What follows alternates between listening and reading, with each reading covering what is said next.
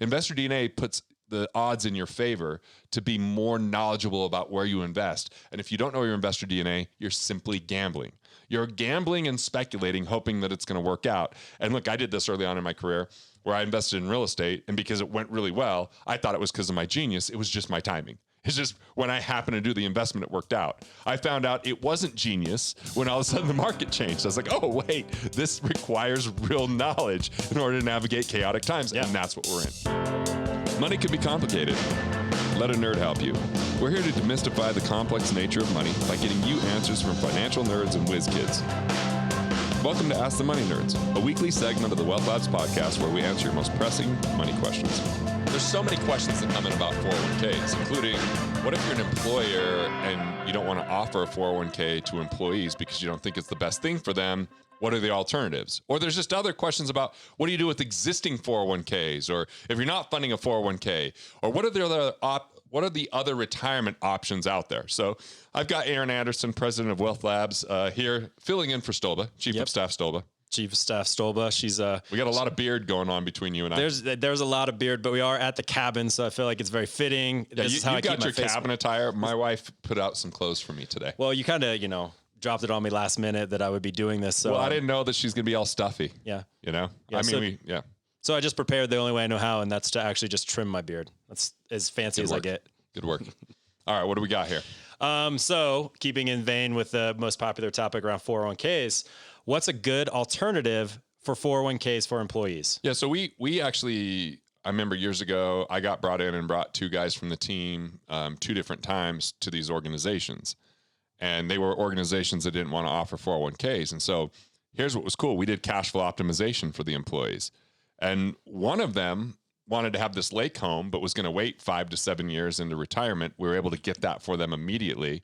That became the plan. I'm like, why wait 7 years? You get to enjoy it along the way. And there's a little bit of leverage because here's a thought process. This was someone that was 5 to 7 years away from retiring. New deposits into a 401k when you're 5 years out from retirement don't have much time to grow. Mm-hmm. But the thought was, what if this real estate even appreciated 3% a year? It's 3% of a much bigger amount. And so the 401k for 5 years compared to that for 5 years couldn't even compete. So that person went to be an advocate. There was another person that was a chief learning officer. We freed up $750 a month in restructuring loans through cash flow optimization.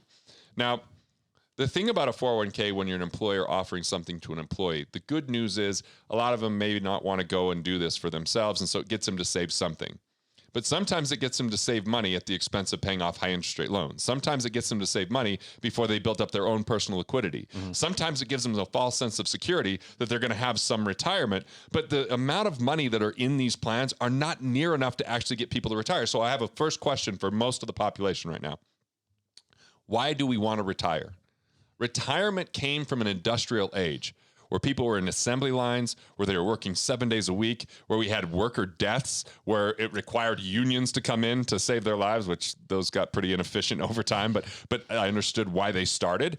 And so, look, if you're in a job that you hate, maybe the new definition of retirement is, what if you found something you enjoyed? I get that it's work. I get it's not easy to find that. And it might even take going back to some level of education, which might not require like education with a college, but a skill set that you can develop so you could bring that to the world. Because I found that by really investigating like what I wanted in life, I got to a point in 2005 where I'd created a very nice income and lifestyle. But to make the transition to what I really want to do, I had to give up recurring revenue and renewals and walk away from that, which was hard because we were kind of at a place that was like, cool. And now I'm like, okay, now we're starting over to create economic independence, but I want to choose a path that I'm excited about, something I don't want to retire from. So that's one question. The second thing is with the 401k, I get it, that automation's really nice, but is it really helpful? Mm-hmm. This notion of golden handcuffs, I don't believe in golden handcuffs. Do you want someone stuck there because of the benefits, even though they don't want to be there? There's a 60% disengagement for American employees right now. Yeah, 60% are disengaged in their work. That's golden handcuff type of philosophy. Yeah. And then we're talking about, there's vesting periods for these retirement accounts that, you get a vesting schedule of 3 to 5 years so you can take part of the match, that sort of thing too. So you're talking about a pretty significant amount of time that you have some of these employees that are still with you, right? Yeah. Years ago, I wrote an article for Forbes. And in that article, it wasn't my content. I interviewed someone because they had developed a program for organizations to match paying down a student loan. So if someone put 3% of their income towards a student loan, the employer could match the 3% just like they might a 401k. And I feel like paying off a student loan right now is so much more valuable to the psyche than trying to fund a retirement plan. And look, that might be heresy from a financial person. Well, I don't think so. So, my girlfriend right now is looking at all of her student loans, and the interest rate for those student loans are more than a car is, more than a mortgage is. What kind of interest rate are we talking about? Right now, about 6 to 7%. 6 to 7%. If we look at what the market actually does, take the 90s out and look at the market in any other 10-year period, you're going to be better off paying off a loan with certainty.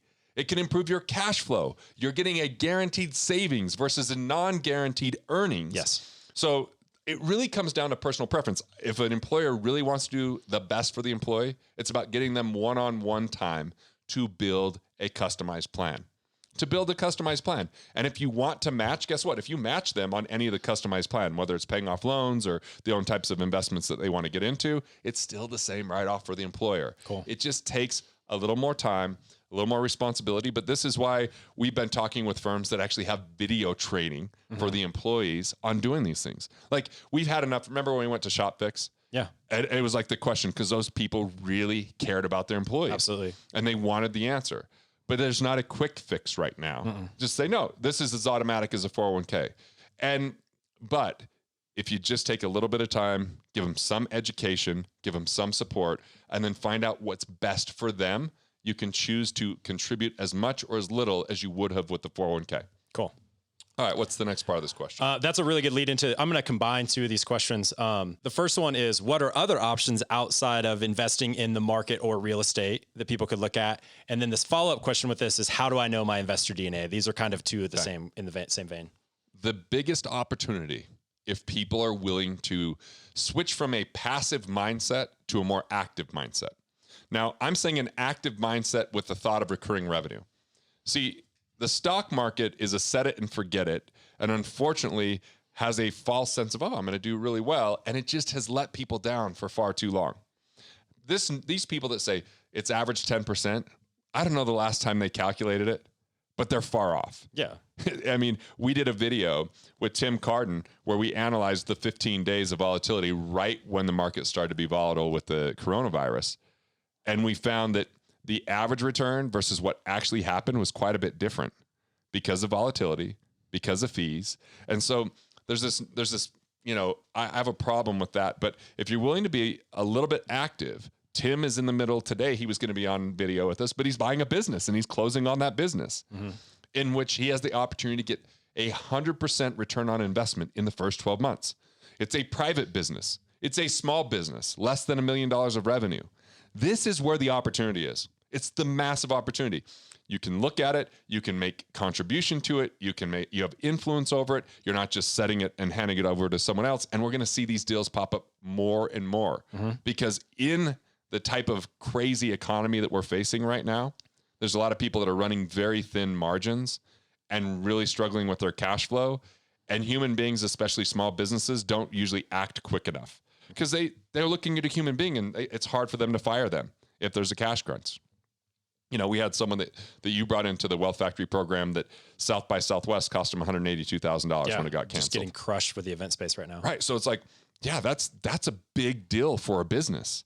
So right now, people with cash are willing to get cash or using their retirement funds to buy these businesses can actually be a winning scenario for both parties.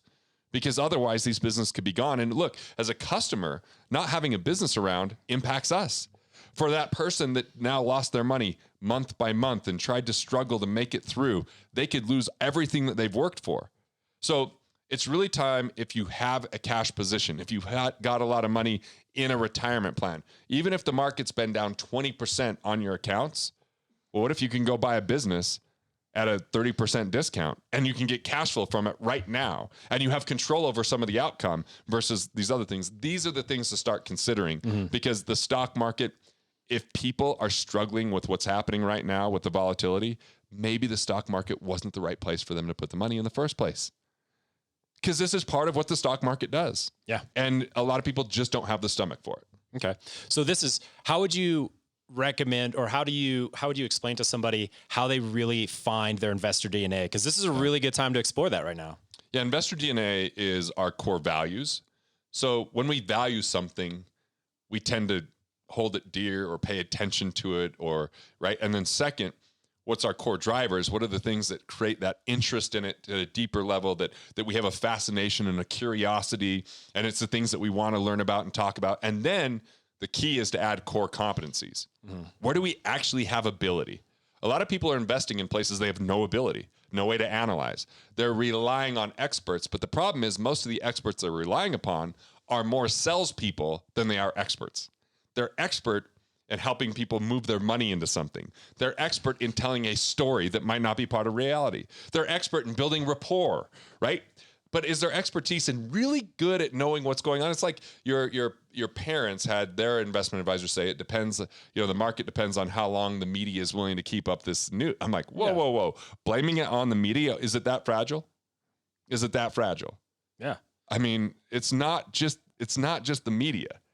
It's simply that we're dealing with emotions, number one, but the thing that people don't see is you're dealing with bigger players that are making moves that move the market when they buy or sell or change a position, that the average investor doesn't have that type of influence or control. Well, these are the times that we see people like the Warren Buffetts of the world or whatever that are making massive investments in companies, right? Because these are the moments that they wait for, right? Right. If they've got the cash and that business has good enough infrastructure, but maybe isn't lean enough, maybe hasn't been managed to the same degree, because people get tired over time.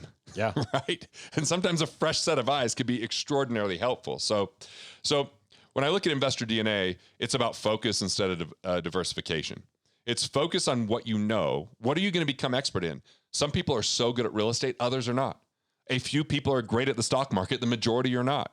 Some people are good at buying businesses, others have no clue what's going on there. So if you're not willing to take a bigger stake in your results, cash flow banking to me is the only answer, because if you're going to be truly passive, be somewhere where it's not going to participate in the downside.